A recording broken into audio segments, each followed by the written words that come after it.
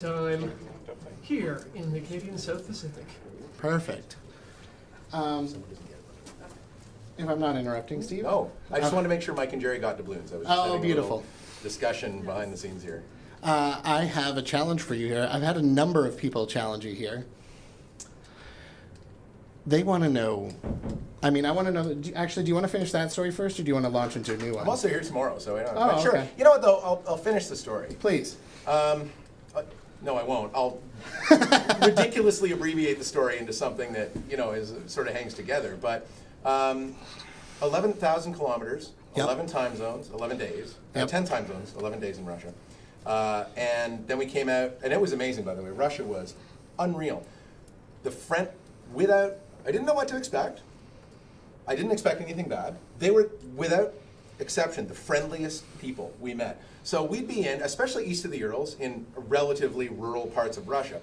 We would land, someone would hear we were coming, or the local news would cover it. People would show up with cars, take us around the town, buy us dinner. Like, it was people were just happy we were there visiting their town. Yeah. And Russia's massive, especially when you're flying across it west to east. I mean, I've flown all over Canada, even myself, right, in my little plane that I fly, and for fun. I'm not a professional pilot. But, I mean, Russia's like 2.5 times the size and it just keeps going and going and going. And after the Urals, it's mostly trees and natural beauty. It's just kind of wilderness for it goes on a there are long big, time. but there are big cities in the middle of that wilderness, and you sort of come upon them and you're like, oh hey, okay, I guess it's a city now. It was amazing. Some of the best shots actually from the trip are from Russia, and I won't get into individual stories. Anyway, we came out from Anadyr and flew to Nome, Alaska, which is where we landed. We crossed the date line. Rats. Kathleen was gone, but I was going to say we flew west to east instead of east to west because of the wind, the prevailing wind. So helicopters are range limited, so you want to fly. Is there a prevailing wind? In the northern hemisphere, in the summer, the prevailing wind is west to east, which doesn't actually mean any given day is west to east. It just means prevailing. On the roll of the dice, you're more likely to be west than east. So, but it also means going west to east means you're losing an hour every time you fly. If I ever do another circumnavigation, and I might, I would go east to west because almost every time you fly, you get an extra hour of sleep. So I'll take 20, actually, I shouldn't say that, 2 extra hours. 2 extra hours. Because compared to, you have the choice of 23-hour days or 25-hour days. Yep. 25-hour days times 30 days of traveling, that's a lot. Yes. That's a lot of extra sleep. Now, it all comes due at the date line. So, but when you're flying, you don't really care what day it is, you care what time it is. Yeah. So whether it's 8 a.m. versus 9 a.m. versus 10 a.m., that's more important to you than whether it's Tuesday or Wednesday. You know what I mean? And that only happens once. I can identify with this feeling very strongly right now. Right? I need to know what time it is. I keep losing track of what day it is. Doesn't matter. So hour 103. We went through. Our goal was to hit every Canadian, because we were at Canada 150 event. We wanted to hit every Canadian provincial and territorial capital, and Ottawa, and we did except Victoria. And by the way, I was really upset about that for obvious reasons. Actually, I wanted to do some sort of desert bus tie-in or something like that. I mean, it wasn't the right time of year, but have you guys out. But also, I don't know if you guys remember the saga of the Night Wolves. It's a little bit of lore in the desert bus universe. Well, I'll hold you for a second there, Steve. You have found your way directly to what a number of these other challenges reference. People are willing to donate to hear the story of the Night Wolves. All right, can I go off camera for just a second if I'm going to do this? Yeah, absolutely. Right. Do you want to finish the C150? Yeah, let's do that, and then I'll come back to that. Because I like that you were saying that you were going to try and tie it into us a little bit, because it wasn't the right time of year, but I personally, because I remember when you were coming through the West Coast, I was trying to link it up, so I was like, well, I can at least see if I could come by the stop there, just to say, oh, Bug Splat! Bug Splat! Oh, nice. Just to see if I could say, hi for 2 seconds, and There was some talk of us possibly being allowed to land at the Parliament buildings. Wow. The Night Wolf Treehouse. So, but it never got there because we would have needed permission, but we got it for other sites. Like we were going to land at the Alexander Graham Bell National Historic Site in Badek, where the first flight I've been there several times. I love that place.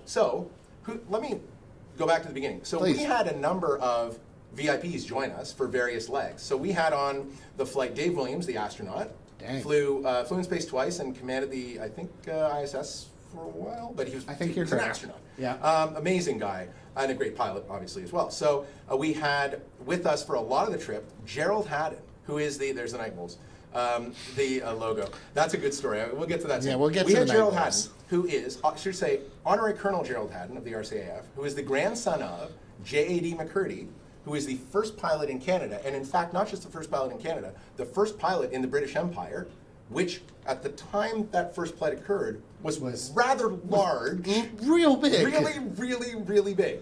So we had the grandson of the person that flew on the first flight in Canada. And we've actually become really good friends because he's a really neat guy. We had Peter Bragg, Order of Canada winning photographer, who was with us for probably all told about half the trip and taught me a lot about, we had... His work's amazing. I look up to him. Guy Lafleur joined us. And Guy Lafleur is a hell of a helicopter pilot. He's a really good helicopter pilot. You think of him as a hockey legend, and for sure he's that. But first of all, he's an amazing guy, just a sweet guy, sitting here, like you can just talk to him like this, he's the nicest guy. But I'm not quite sure how old he is, clearly older than I am. But when I shook his hand, it was solid muscle all the way up, and you just knew, like, you know, one of those genetically gifted guys that just born into this amazing physique and endurance and just skill and just like one of the all-time great hockey players. So what you're saying is that stick handling is a transferable skill. We doing a dad joke up? This is gonna be but no, I'm gonna use that actually. You should, that's good. Please, Well, I go all around talking about it, right? I've given it to like, you know, government people and law firms and schools and stuff. I have a little presentation I do. I suppose I could upload it somewhere. You guys could have a look over it in some of the pictures, but I'm giving you the meat of it now anyway. Right, yeah. We had, who else joined us? I know I'm forgetting something. We had Bronwyn Evans. So we supported two charities.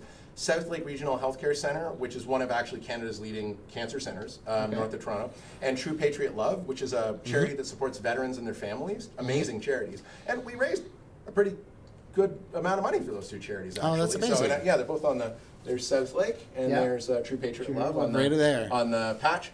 And so Bronwyn Evans, the executive director at the time of True Patriot Love, joined us.